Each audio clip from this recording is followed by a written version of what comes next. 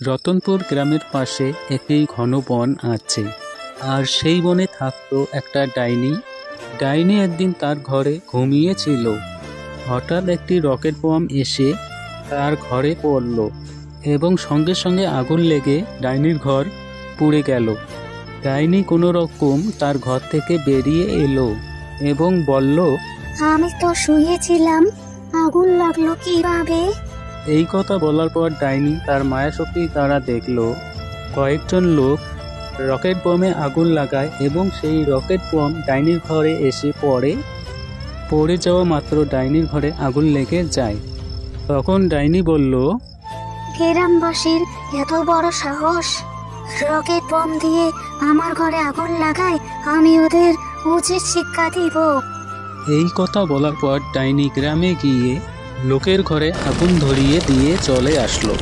গ্রামবাসীরা তাদের ঘরে আগুন দেখতে পেয়ে এদিক ওদিক ছুটতে লাগলো।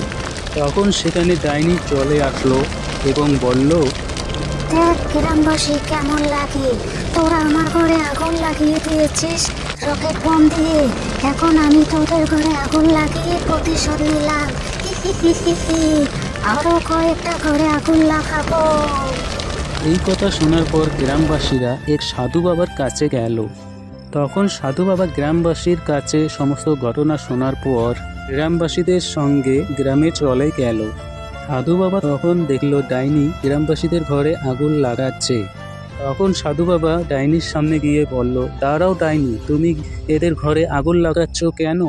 ডাইনি বলল, কালী পুজো শেষ, এরা এখনো বোম ফুটাচ্ছে। এদের বোমের আগুন দিয়ে আমার ঘরে আগুন লাগে, তাই আমি এদের ঘরে আগুন লাগাচ্ছি এবং আমার বদলা নিচ্ছি। সাধু বাবা বলল, এদের ক্ষমা করে দাও ডাইনি। ডাইনি বলল, এদের ক্ষমা করে দিতে পারি একটা শর্তে।